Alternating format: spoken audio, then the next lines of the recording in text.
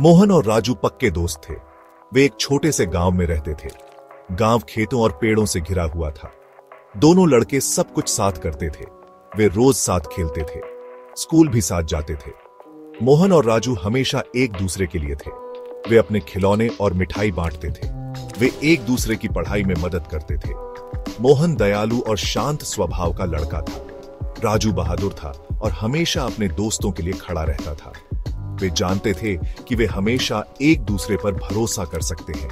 उनकी दोस्ती बहुत खास थी। यह एक ऐसा बंधन था जो जीवन भर चलेगा। एक दिन गांव में मेला लगा। गांव वाले बहुत खुश थे। यह उत्सव और खुशी का समय था। मोहन और राजू हफ्तों से मेले का इंतजार कर रहे थे। उन्हें चटकीले रंग और उत्सव का माहौल बहुत पसंद था। मेले वाले दिन दोनों लड़के साथ निकल पड़े। उन्होंने अपनी पॉकेट मनी जमा की थी।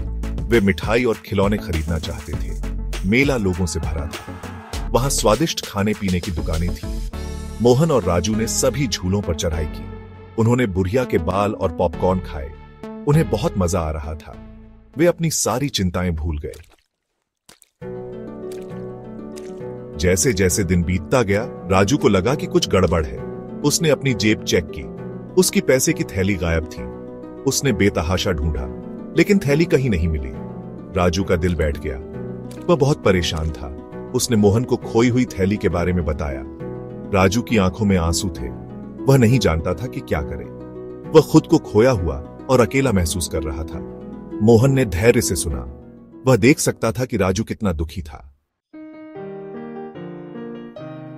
मोहन ने राजू के कंधे पर हाथ रखा। चिंता मत करो, मोहन ने कहा। हम इसे साथ मिलकर ढूंढ लेंगे। मोहन जानता था कि राजू उस पर निर्भर है। वह अपने दोस्त की मदद करने के लिए दृढ़ था। मोहन और राजू अपने कदम पीछे गए। उन्होंने हर उस जगह देखा जहां वे गए थे। मोहन ने एक आदमी को देखा। वह एक थैली पकड़े हुए था। वह बिल्कुल राजू की थैली जैसी दिख रही थी। मोहन उस आदमी के पास गया।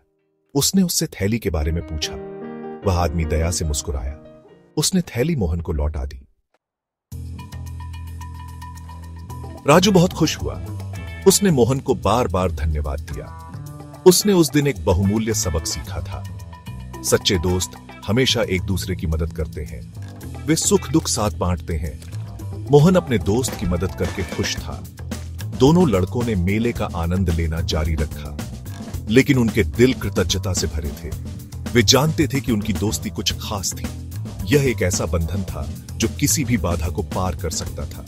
सच्चे दोस्त हमेशा एक दूसरे के लिए होते हैं, चाहे कैसी भी परिस्थिति हो।